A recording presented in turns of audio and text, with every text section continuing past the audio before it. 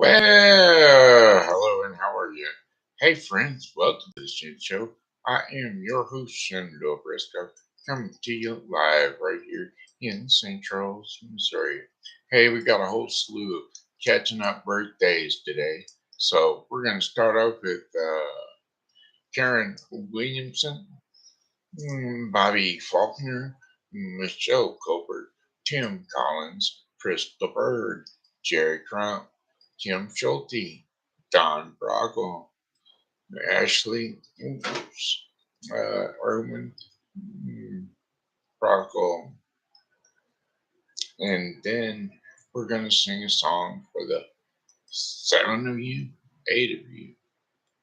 Hey Erwin, hey Don, hey Kim, hey Gerald, uh, Jay, hey Crystal, hey Tim, hey Michelle, hey Bobby, hey Karen, hey, I heard it's your birthday today. Why, that's another year on the way. I hope you're enjoying your special day because, well, it's your happy birthday day today, day today. It's your happy birthday day today. Said, hey Karen, hey Bobby, hey Michelle, hey Tim, hey Crystal, hey Jerry, hey Kim, hey Don, hey Erwin, hey, I heard it's your birthday today. Why, that's another tripper on the sun that you made. I hope you're enjoying your special day because, well, it's your happy birthday day today. Happy birthday to the 790 and many, many more blessed birthdays. I think it was 7, 1, 2, 3, 4, 5, 6, 7, 8, 9, to the 9 of you. All right, how about them Shincho fans? Yeah, we got a couple of them. We're going to make mention of Mary Ann Williams, a.k.a. my mommy, and Ashley Addington, a.k.a. my Brat, and Gary R. Webb, Lorna Wood, and my Pokey pals, Julie Regot, and Amanda Little, and Darla Gilmore, Teply, and Arieann Cook. There you go. There are your special return posts for you now. All right, there we have it. Jump on the weather forecast. It's going to be a short one tonight. Got up to 37 degrees today. Now it's around oh 22 or something like that. Anyway, cloudy continued with very cold temperatures, low temperatures 26 degrees Fahrenheit. Winds west at 5 to 10 miles per hour. Tomorrow, Thursday, January the 23rd.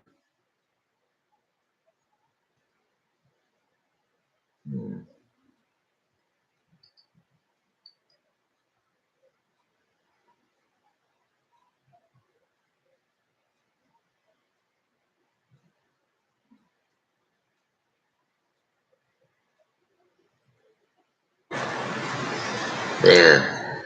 That's better.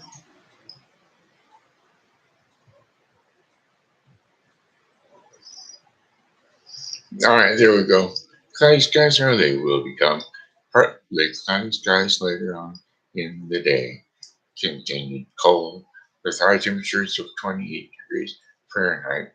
Winds northwest at 10 to 20 miles per hour. Clear conditions for very cold. Low temperatures of 7 degrees Fahrenheit. Winds light and variable west to northwest at about 6 miles per hour. I don't know why that was light and variable. It's, in between 5 and 10. Anyway, Friday, January the 14th, mainly sunny skies, continued cold weather. High temperatures of 31 degrees Fahrenheit, winds south to southwest at 5 to 10 miles per hour. Partly cloudy during the evening, followed by cloudy skies overnight. Low temperatures of 25 degrees Fahrenheit, with winds south to southwest at 5 to 10 miles per hour. Then for Saturday, January the 25th, cloudy skies, high temperatures of 46 degrees Fahrenheit, winds west to southwest at 5 to 10 miles per hour. Cloudy skies with low temperatures of 26 degrees Fahrenheit, winds light and variable. North to northwest at again 6 miles. Sunday, January 26th, cloudy skies early with partial sunshine expected later in the day. High temperatures of 37 degrees Fahrenheit with winds light and variable. Partly cloudy skies overnight, low temperatures of 22 degrees Fahrenheit. Winds west at 7 miles per hour. That's 5 to 10 to you and me. And then for our fifth and final day of our 5-day forecast, Monday, January the 27th. Sunny skies with highs near 45 degrees Fahrenheit. Winds west to southwest at 10 to 15 miles per hour. Clear skies overnight, low temperatures of 29 degrees Fahrenheit with winds west at 5 to 10 miles per hour. It's already too late for the kids, so we're just going to go ahead and skip story time with TV Grandpa today. Then we're going to go ahead and hit some. Actually, we'll just go ahead and hit some story time TV Grandpa and do a story.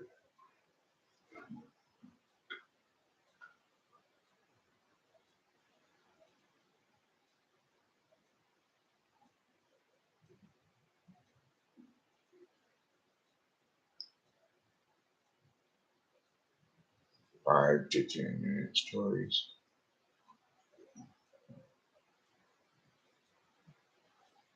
Like it says, they always seem to be taking more than 5 to 10 minutes to me. But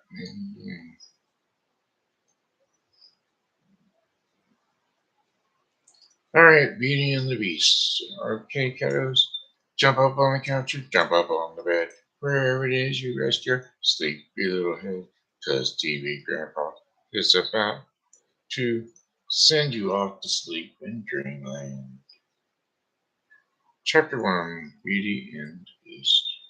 There was once a very rich merchant who had 3 daughters.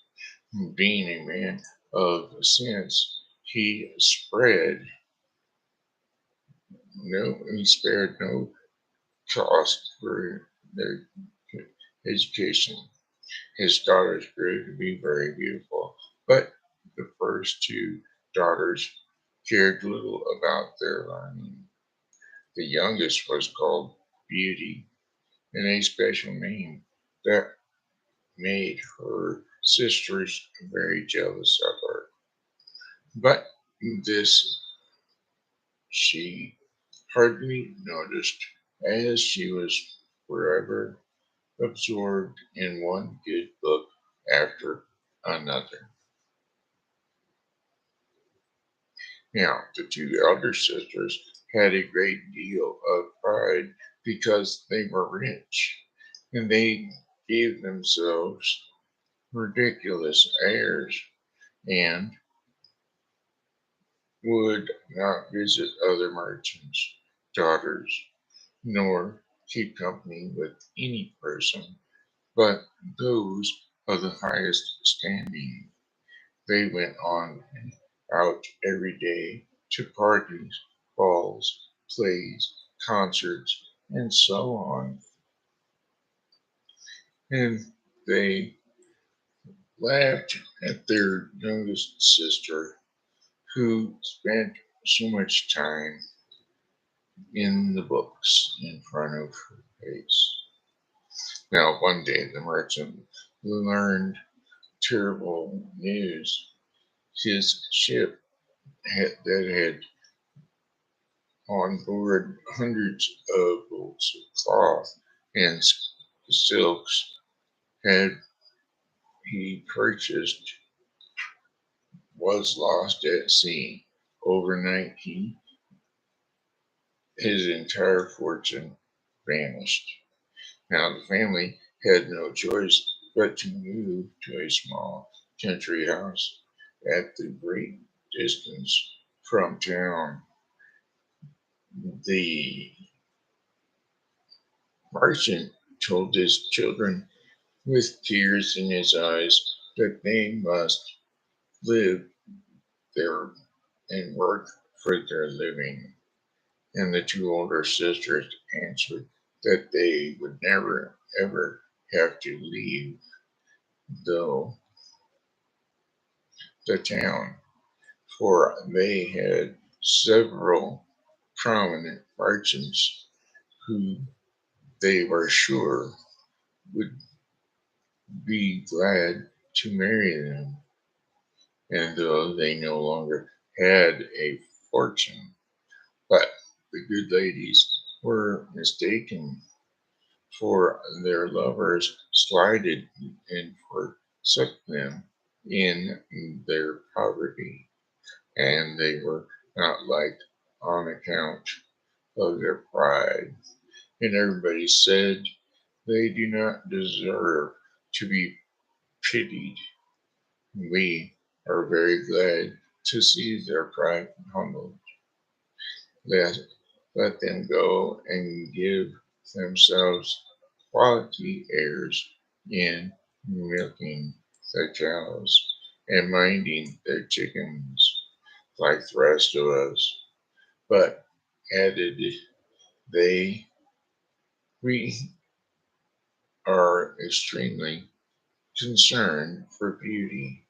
She is such a sweet tempered creature who speaks kindly to everyone, rich or poor, and has such a friendly, gracious nature. Well, when the family moved to the country house, the merchant applied himself to farming. Biko and Beauty rose at 4 in the morning before the others awoke and made haste to light the fire, clean the house, and prepare breakfast for the family. In the beginning, she found the work very difficult, for she was not used to this sort of hard labor. But in less than 2 months, she grew stronger and healthier. And then every after healthier than ever. And after she had done her chores, Beauty read a book, played the harpsichord, and sung while she spun yarn. Now her two sisters, on the other hand, did not know how to spend their time. They got up at 10 and did nothing but saunter about the whole day, laminating the loss of their fine clothes and acquisitions. Look at our younger sister, they snickered to each other. See how well suited she is to this life of menial labor. While the family had lived about a year in the country house, when the merchant received stunning news in a letter. The ship that the merchant was sure had been lost at sea had in fact safely arrived at port. The family rejoiced in this sudden turn of fortune. And when the two older daughters saw that their father was ready to set out to claim his lost ship, one begged him to bring back for her a necklace of gems, and the other demanded a thick gold chain, and Beauty asked for only for a rose. Well, the good man set off on his journey, and when he came to where the ship was docked, oh, such problems there were over who properly owned the ship and the merchandise on board. And after a great deal of trouble and pains to no purpose, he came back as poor as before, especially after he bought the fine new necklace and the gold chain he had promised to his two daughters. Now, thinking he might come upon a rose bush to satisfy the wishes of his youngest daughter, he had his horse deep into the woods. And as the sun set and the winds began to blow, the poor man realized that he was hopelessly lost. Now,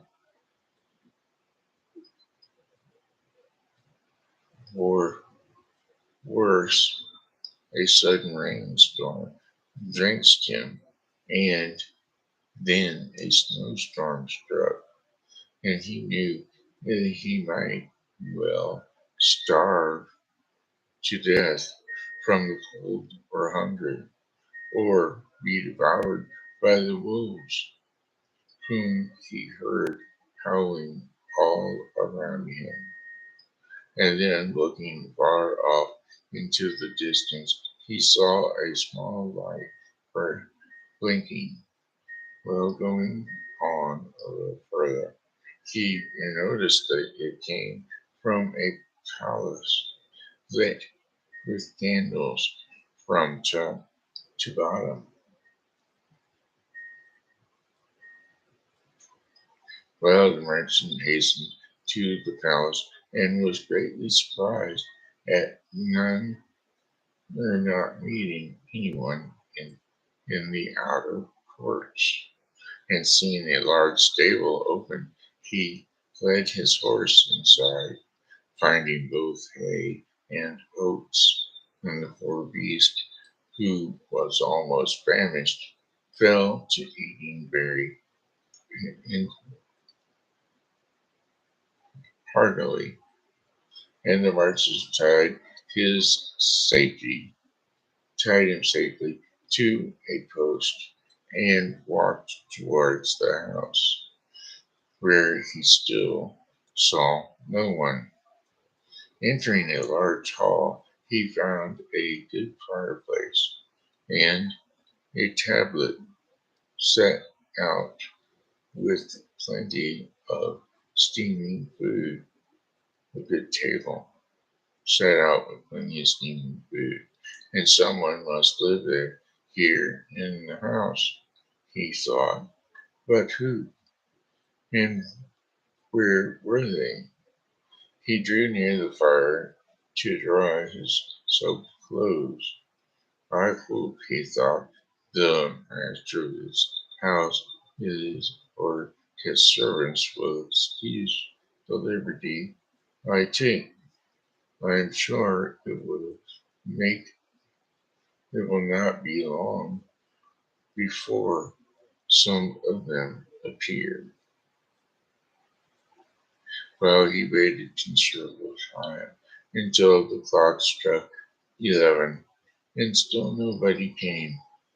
And at last, the merchant was so hungry that he could stand it no longer.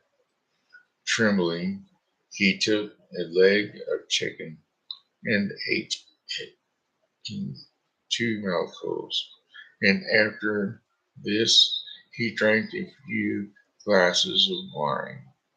Growing more courageous, he went out of the hall and crossed through several grand rooms with magnificent furniture until he came to a bedroom in the middle of the room, and was a four-poster bed covered by a red velvet canopy draped with fringes. As he was very tired and it was past midnight, he concluded it was best to shut the door and go to sleep. Now it was 10 the next morning before the merchant awoke, and as he rose, he was astonished to see a good suit of clothes laid out on the bed that would fit him perfectly. And this palace must belong to some kind of fairy, he thought. Now, who has seen the and pitied my dream, my distress? He then returned to the great hall where he had supper the night before and found a mug of hot chocolate ready made on the low table. Thank you, good Madam Fairy, said he aloud, for being so careful as to provide me a breakfast. I am extremely obliged to you for all your favors. And the good man drank his chocolate and then went to look for his horse. Passing through an arbor of roses, he remembered Beauty requested uh, to him and gathered one from the branch, and on which were several. Immediately he heard a great crash like thunder. Spinning around, there loomed a huge monster with two tusks in his mouth and fiery red eyes, surrounded by bristles and horns coming out of its head and spreading over its back. The beast roared, "Mortal, who said that you could pluck my rose?" "Please, sir," said the merchant in a fear and terror for his life, "I promised my daughter to bring her home a rose, and forgot about it until the last moment. Then I saw your beautiful garden and thought you would not miss a single rose, or else I would have asked your permission." "You are a thief," boomed the beast. "You must give your life for this crime." Then the merchant fell on his knees and begged for his life for the sake of his 3 daughters who had none but he to support them. "My lord," said he, "I beseech you to forgive me. Indeed, I had no intention of offending in gathering a rose. from one of my daughters, who asked only for that from my travels. You say you have daughters, replied the master. I will forgive you on one condition, that one of them comes willingly to suffer in your place. Swear that if any of your daughters refuses to come, that you will return here in 3 months yourself and face your crime. So the merchant swore, taking his rose, he mounted his horse and rode home. As soon as he got into the house, his daughters came rushing around to greet him, clapping their hands and showing their joy in every way.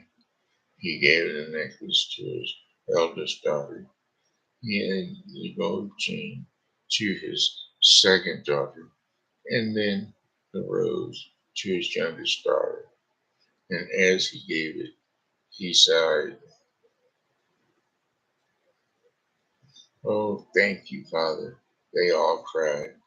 But the youngest added, "Father, why did you sigh so deeply when you gave me the rose?" "Oh, it is nothing," said the merchant, but Beauty wondered. For several days they lived happily ever after, or together.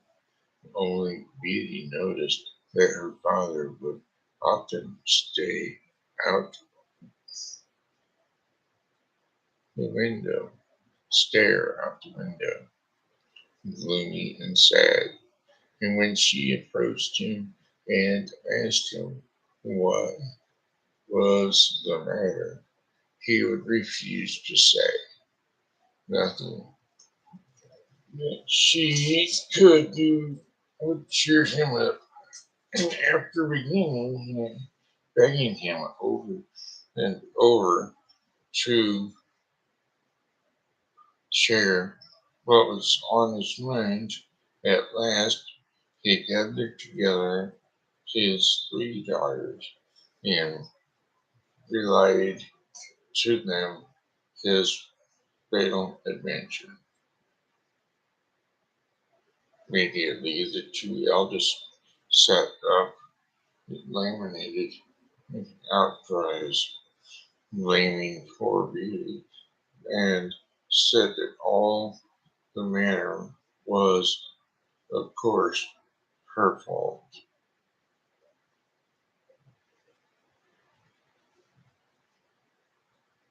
for her ill-natured thing.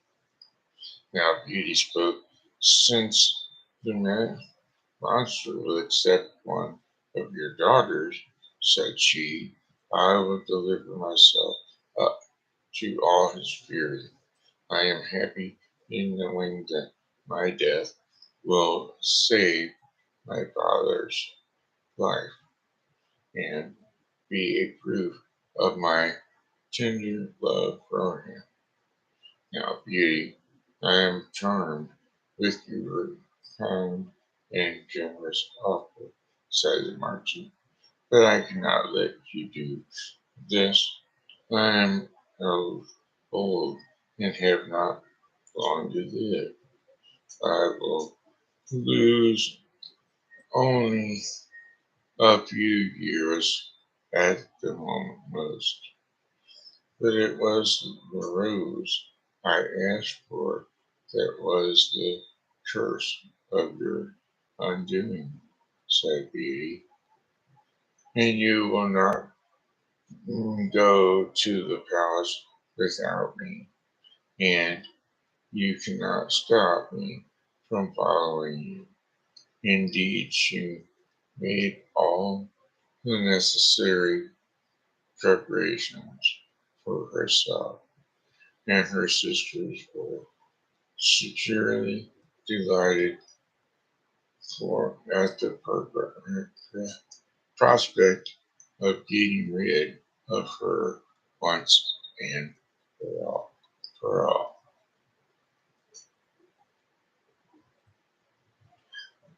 Well, the next day, the rancher took Kitty behind him on his horse, and as was the custom in those days, and they rode off to the palace of the beast. Now, when he got there and they alighted from his horse, the doors of the house opened at what do you think they saw there? Nothing. And so they went up the steps and went through the hall into the dining room. And there they saw a table spread out with all manner of beautiful glasses and plates and dishes and silk napkins with plenty of food steaming and hot. They wanted and they waited and waited, thinking the owner of the home must soon appear. At last, the merchant said, "Let's sit down and see what happens then." So, when they sat down, invisible hands passed them things to eat and drink. And so they ate and they drank to their heart's content. And when they arose from the table, it arose too and just disappeared through the door as if it were being carried by invisible servants.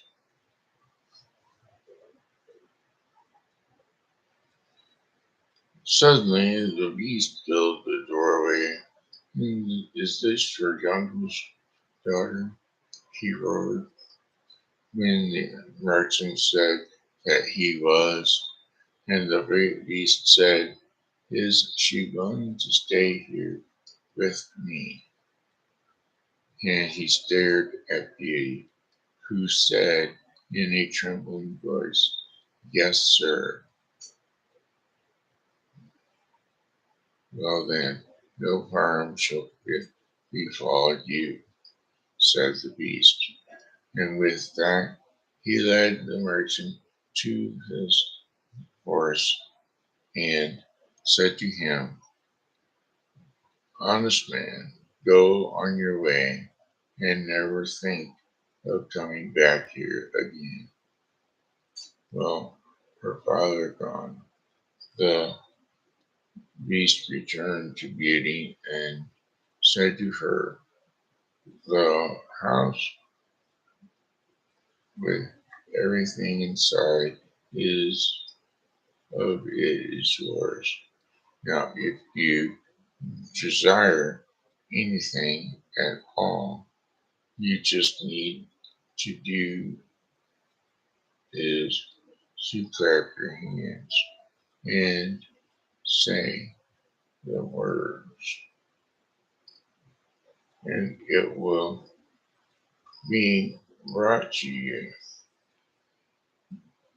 With that, he made a sort of a bow and went away.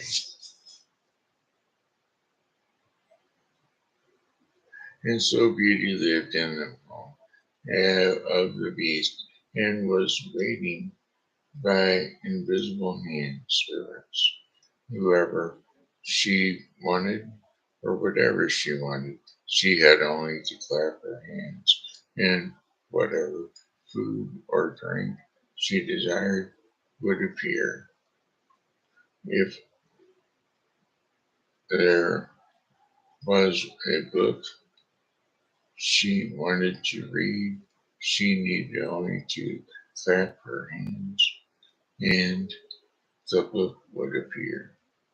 Say the title, and the book would appear in her hands, as you can imagine.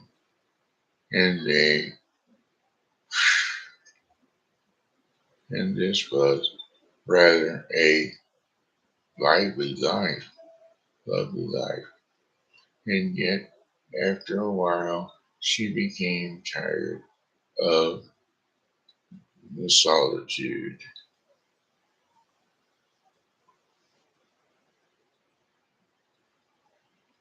So one day, the beast came to her to see how she was getting along. Well, he looked as scary as ever, but she had been so well treated that she had lost a great deal of terror for him. They spoke about the garden and the house and her father's business and all manner of things. Soon her fear of the beast was completely gone. Now Beauty said that the beast, if my presence is troublesome to you, I will end our conversation and leave you. I imagine that you must find me very ugly. I suppose a bit, said Beauty, for I am not, I cannot tell a lie, but your presence doesn't really trouble me at all, for I believe that you are very good natured. Yes, yes, said the beast, my heart is good, but still I am a monster. And among the people, says Beauty, there are many that deserve the name of monster more than you do. And men and women may often seem good, but how they look. But hidden within them lies a treacherous and ungrateful heart. Beauty ate a hearty supper with the monster, and she had once feared, and they enjoyed each other's company a great deal. But she nearly fainted away when he said to her, Beauty, will you be my wife? Well, it was some time before she dared answer, for she was afraid to make him angry. And if she refused at all, however, she still stood trembling. No, beast. Immediately the poor monster sighed and then hissed so frighteningly that the whole palace echoed. But Beauty soon recovered from her fright. For the beast said in a mournful voice, I understand, so it must be. And then farewell, Beauty, and he left the room. Now Beauty spent the next 3 months, for the most part, very contently in the palace, seeing the beast so often that had accustomed to her to his deformity and fear from dealing or dreading the time of his visits, that she would often look on her watch to see when it would be 9, for the beast never missed coming at the hour. For one moment there was hard that was hard was the time before she went to bed, and when the monster would ask her if she would like to be his wife. One day she said to him, "Beast, you make me very uneasy to ask this of my of me every night. I wish I could consider or consent to marrying you, but I am too sincere to make you believe that we ever will happen, and I will always value you as a friend. Please try to be satisfied with this." "Alas, this I must do," said the beast. "I will stop asking. At least you are here, and that makes me glad. Promise you'll never to leave me." Well, Beauty blushed at these words. "I could," answered she, "indeed promise never to leave you, but I have so great a desire to see my father that I'm afraid I will fret to death, and if you refuse me that satisfaction, perhaps this will help," said the beast, and he handed her a gold-rimmed looking glass. In the mirror was an image of Beauty's father, pinning himself, pining himself, sick for the loss of her. "Oh," she cried, and all the old color brushed from her face. "I would rather die myself," said the monster, "than to see you so aggravated. Go to your father's house. Stay with him for 1 week. But if you do not return before the week is near, never return, nor beast will be die with grief." "I promise," said Beauty, "to return in a week, but how will I get there?"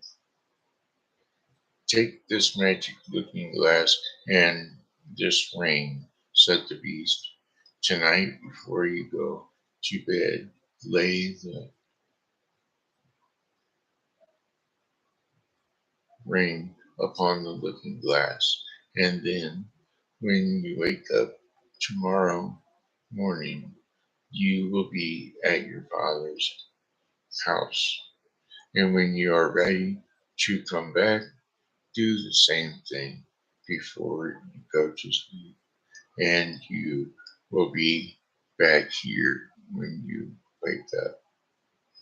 Farewell, Beauty." So she did as he described, and when Beauty awoke the next morning, she found herself at her father's house. With joy, she quickly dressed and came to the kitchen, where her father gave a loud shriek of glee. Now, he thought that he would die of unhappiness, and so to see his daughter again, he held her fast, locked in his arms for over a quarter of an hour, and soon as the first transports were over, the father shared with Beauty the good news. Both her sisters were married.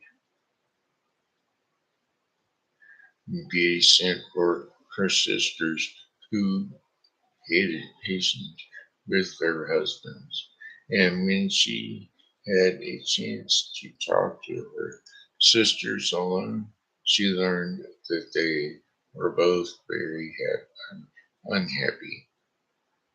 The eldest had married a gentleman extremely handsome indeed, but so fond of himself that he was full of nothing but his own dear self, and neglected his wife. And the second had married a man of wit, but he made use of it only to plague and torment everybody, and his wife most of all. Beauty's sisters sickened with envy when they saw her dressed like a princess and more beautiful than ever. All of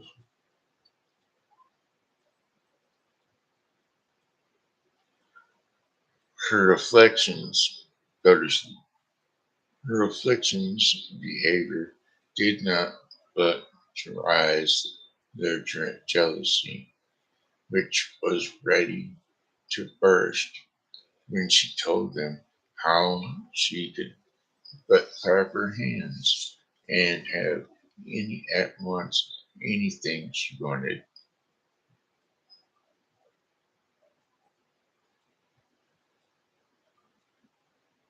Go to sleep. Anything she wanted to eat or drink, or anything else at all for that matter. The two elder sisters went to the garden to vent about this distressing turn of events. Said one to the other, in what way is this little creature better than us, that she should be so much happier in living such a better life? Sister, said the eldest, I thought strikes me my mind, and so a thought strikes my mind, and so she told us of the promise to stay only for a 1 week, and let us try to keep her beyond the week. Perhaps the monster will be so angry for breaking her word that he will devour her. All right, sister, answered the other, and they went back to the house and behaved so affectionately to their sister that poor Beauty wept for joy. And when the week was spent, she cried and tore her hair and seemed so sorry to part with her that she promised to stay a week longer. Now, in the meantime, Beauty could not help feeling uneasy that she was likely causing pain for the poor beast, whom she sincerely loved and really longed to see again. In the 10th night she spent at her father's, and she dreamed of the beast in the palace garden, suffering, maybe even dying. Hey Siri, stop. Hey Siri, stop. I am not very wicked, said she, to act so unkindly to the beast who has tried so hard to please me in everything. is it his fault that if he is so ugly, he is kind and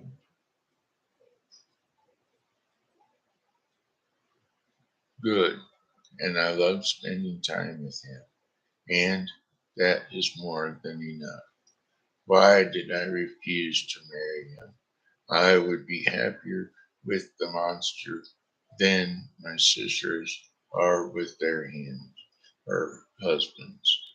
And it is not wit or a fine face in a husband that makes a woman happy, but virtue,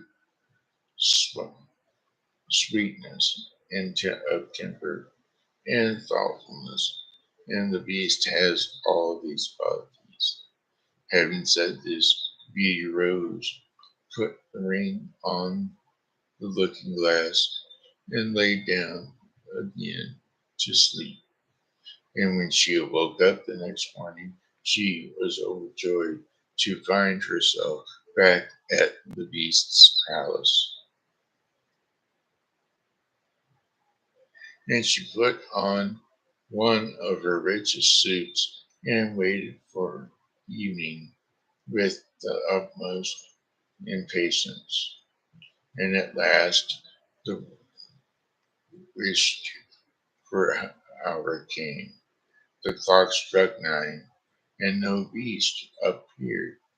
Beauty then feared that she had been the cause of his death. She ran crying and wringing her hands all about the place, like one in despair. And after having searched for him everywhere, she remembered her dream and flew to the garden where she had dreamed she saw him. And there she found the poor beast stretched out, quiet, senseless, and, as she imagined, dead. She threw herself upon him, finding his heart still beating. She fetched some water from the creek, and she poured it on his head. And the beast opened his eyes and said to Beauty, "You forgot your promise. I was so afflicted for having lost you that I resolved to starve myself.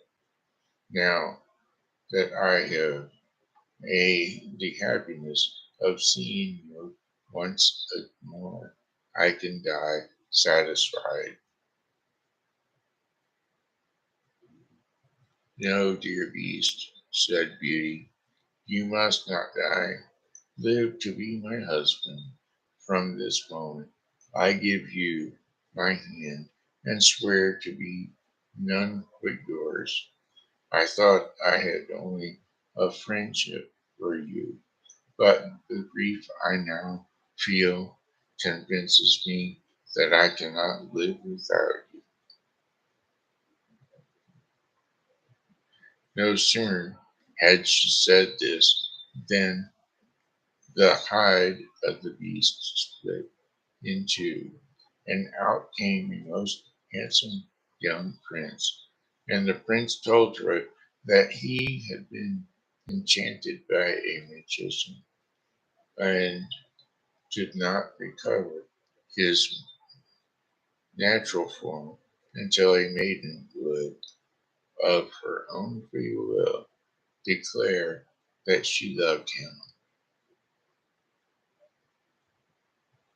And thereupon the prince sent for his merchants and his 2 daughters, and he was married to Beauty, and they all lived happily ever after. The end.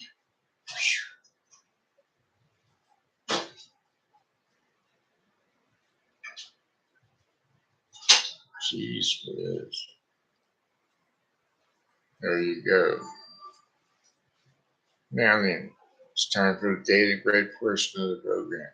The daily bread portion of the program is brought to you today by the Bible with Briscoe 2024, a daily reading of the Bible to be completed within 1 year.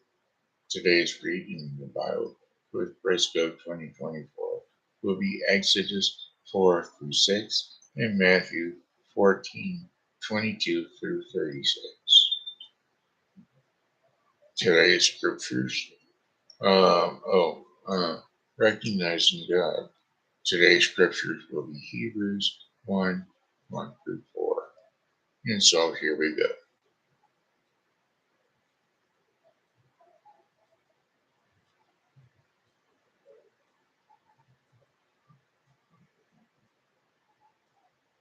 Hebrews 1 through 4, God's final word in his Son. God, after he spoke long ago to the fathers in the prophets in many portions and in many ways, in these last days he spoke to us in his Son, whom he appointed heir to all things, through whom he also made the world, and he is the radiance of his glory and the exact representation of his nature, and upholds all things by the word of his power. And when he had made purifications of sins, he sat down at the right hand of majesty on high, having become so much better than the angels, to the extent that he has inherited a more excellent name than any. And there you have it. That was recognizing God.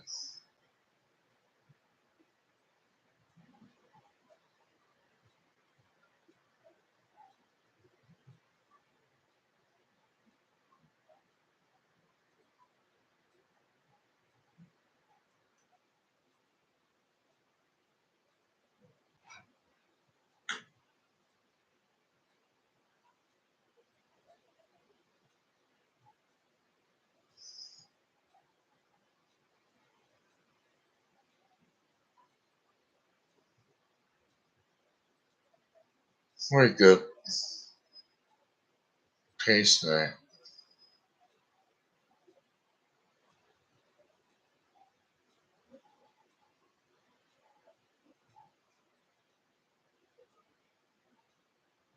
Okay, that does it for the daily bread portion of the Bible of the show, which brings us to the end.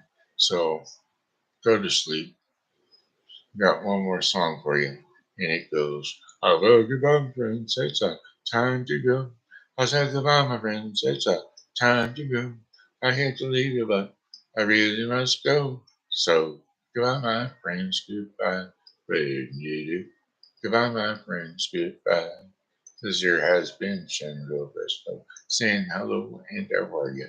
Thanks for tuning in to the Shen Show, and as always, God loves you, and so do I. So come back and see us again tomorrow because, well, God willing, we'll be here, and we hope that you are too. God bless you, and good night.